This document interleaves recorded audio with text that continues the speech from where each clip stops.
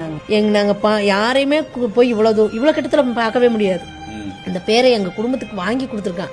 என்ன அதுக்கு நாங்க நஷ்டீடா எங்க குழந்தைய கொடுத்துருக்கோம்.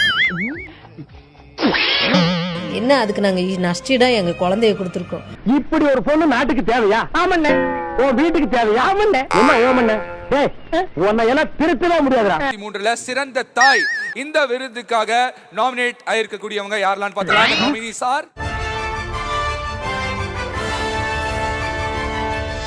சிறந்த தாய் கதாபாத்திரம். ஏன் பையன் செத்தாலும் பரவாயில்லை. எங்க கோவில்ல என் பையன் போனாலும் போயிட்டு போறியா, எனக்கு பையன் மாதிரி என் பயலாட்டமே இருக்கிறாரு. என் பையன் இருந்தா போ. நெக்ஸ்ட் விஜய் திரும்ப வரணும். விஜய் கிட்ட என்ன பேசணும்னு நினைக்கிறேன். விஜய் கிட்ட பேசுறது விட இங்க இருக்கிற என்னையாட்ட மக்கள் என்னையாட்ட தாய் கிட்ட எல்லாம் சொல்றது ஒரே ஒண்ணு, விஜய் வரணும். நெக்ஸ்ட் ஏன் தம்பி செத்தா எனக்கு என்ன? மேல உங்களுக்கு எந்த ஒரு கோபமோ வருத்தமோ கிடையாது? எங்களுக்கு கோபமே கிடையாதுங்க, எல்லளவும் கிடையாதுங்க சார். அதே நம்பி இறந்துட்டேன்னு நான் சொல்றேன் இல்லைங்க சார், விஜய்க்காக இறந்துட்டேன்னு வச்சுக்கோங்க, அடுத்து நான் இருக்கேங்க சார். நெக்ஸ்ட் உடனே காலில் விழுந்து அழுதார். உங்களுக்கு உறுதுணையா இருப்பேன், பாதுகாப்பா இருப்பேன்னு சொன்னாங்க சார். என்னை மன்னிச்சிருங்கன்னு சொன்னாங்க சார். உடனே என்ன காலில் விழுந்துட்டாங்க. சிறந்த தாய் இந்த விருது யாருக்கு போய் சேரப்போகுது?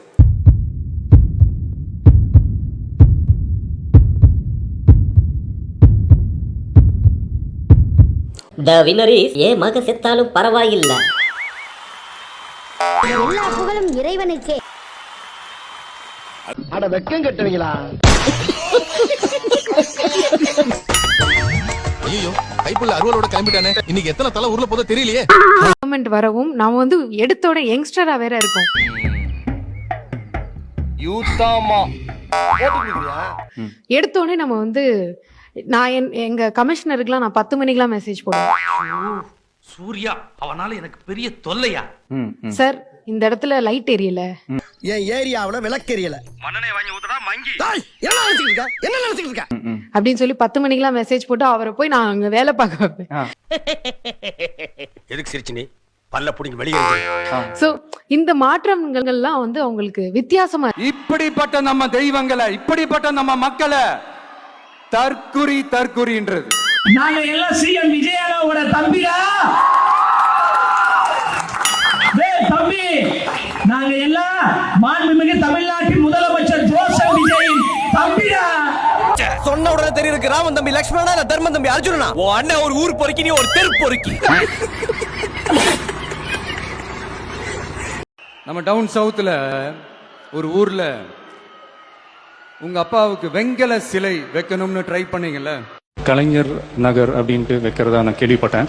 அது மட்டும் பார்த்தாது, அந்த இடத்துல கலைஞர் அவர்களுக்கு ஒரு சிலை வைக்கணும்னு நான் ரொம்ப ஆசைப்படுறேன். அடங்கப்பா அடங்கப்பா இல்ல, இங்க சந்திரன் ஒரு மானஸ் இருந்தா அவன் எங்கேன்னு தேடுற. உதயநிதி, தயாநிதி இந்த மாதிரி பேர்கள் கேட்கும் போதே இதெல்லாம் படத்துக்கு டைட்டிலா வைக்கணும்னு எனக்கு தோணும். இந்த பொழப்புக்கு பொது காக்க சிலவை விதவிதமா அள்ளி திங்கலாம்ல. ஸ்ரீவைகுண்டத்தில் தமிழ்நாடு நுகர்பொருள் வாணிப கழக கிடங்கில் தாவேகா எம்எல்ஏ சரவணன் திடீர் ஆய்வு மேற்கொண்டார். நானும் டிரைவர் தான் சார், நானும் வண்டி ஓட்டணும் தான். இவர்தான் நம்ம டிரைவர். என்னது டிரைவரா? ஐஸ் வண்டி தள்ளுறதுப்பா, இது இன்ஜின் ஓட்டுறதாச்சே. சரியா, இது டயரா? நீங்க ஒரு கவர்மெண்ட்டுக்கு பொருளை கொண்டு போறீங்க, அந்த காலதாமதம் அந்த டைம்ல போய் சேர்க்கணும்ல. நீங்க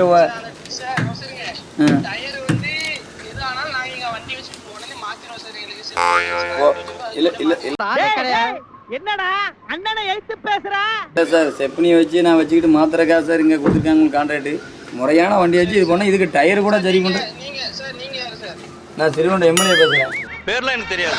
பேர் கூட தெரியாம, அது கூட தெரியாம என்ன மானாவுக்கு ஆக்கலாம் இருக்கீங்க. என்ன யாரா தெரியாதுங்கற? என் பேரை கூட தெரியாதாலே நான் என்ன பண்ணுவேன்? டேய் உன்னை வெட்டாம விட மாட்டேன்டா. எம்எல்ஏ இது தூத்துக்குடி பால்டா ஜெய்சிங் சொல்வாங்க சார், அவங்க வண்டி தான் சார். சரி, அது கலெக்டர் வண்டியா இருந்துட்டு போட்டோம், முறையா இருக்க வண்டி தானே. அது யார் வண்டியா சார் இருக்கு? நீ சார் இல்ல முறையா தான் இருக்கு, நீ செக் பண்ணிக்கோங்க சார். சக்தி எதுக்கு ஐயா கூட பேசி நிக்கிற? டேய் சக்தி என் கூட தான்டா பேசுறா. ஐயா நான் கூட உங்க கூட பேசுறது இல்ல, சக்தி உங்க கூட பேசிக்கிறா.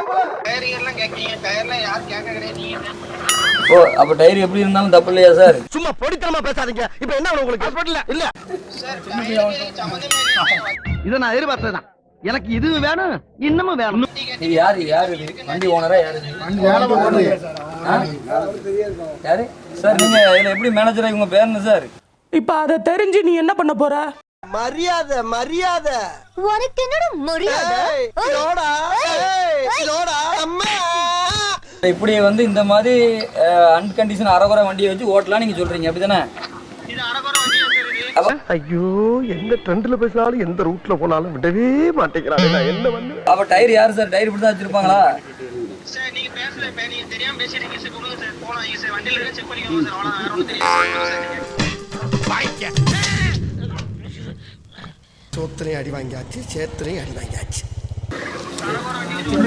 இல்ல இது என்ன நிர்வாகமே தவறா இருக்கு. அப்ப எப்படி உங்களுக்கு தான் கான்ட்ராக்ட் கொடுத்தாங்க? என்ன நிர்வாகம் சார் தவறா இருக்கு? நீங்க என்ன சார் நிர்வாகம் தப்பா பாத்தீங்க? அவன் பேச பேச அவனை அப்படியே ரோட்ல படுக்க வச்சு ரோட் ரோலரை விட்டு ஏத்தி ஏத்தி இறக்கணும்னு தோணுச்சு. அப்ப டயர் இப்படி போட்டு அன்டைம்ல டயர் கேக்குது சார். என்ன சார் சம்பந்தம் இருக்கு? டேய் பெர்ஃபார்மன்ஸ் பண்ண வர்றா. பல்லு டயர் வண்டிக்கு எப்சிலுக்கு கறந்தறேன் சொல்லுங்க சார். மத்தபடி என்ன சார் கேக்கீங்க? நீ டயர்ல எங்க போறது என்ன சார்? சரி பண்ண போறோம்.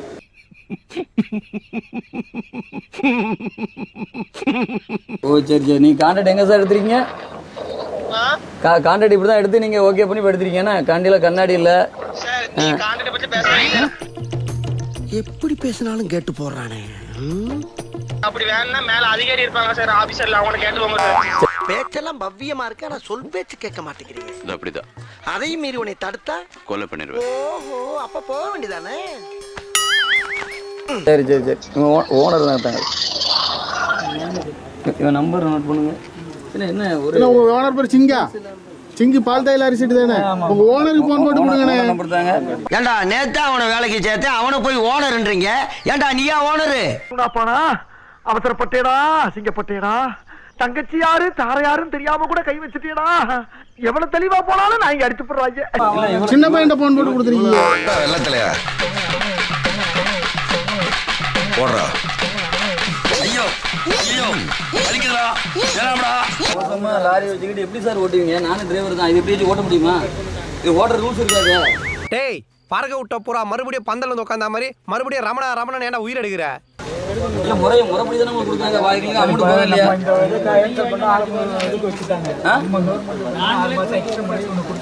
எக்ஸ்டெண்ட் பண்றதுக்கு அதுக்கு இப்படி போயினா அந்த பொருள் போய் சேரும் சார். டேய் விவரம் தெரிஞ்ச மாதிரி பேசாதடா. பாயாஜி சுமார். அந்த கருவுல உயிரிழந்த நபர்களுக்கு வந்து ஒரு 41 பேருக்கு அரசு வேலை கொடுக்க போறதாகவும் சொல்லியிருந்தாங்க. சார் இவனை என்ன பண்ண சார்? இலங்கை கடற்படையால வந்து வாழ்வாதார பிரச்சனைக்காக இப்ப மீனவர்கள் 79 பேர் செத்துருக்காங்க. எவனாவது இந்திய அரசோ தமிழ்நாடு அரசோ அந்த குடும்பத்துக்கு வந்து அரசு வேலை கொடுக்குதா?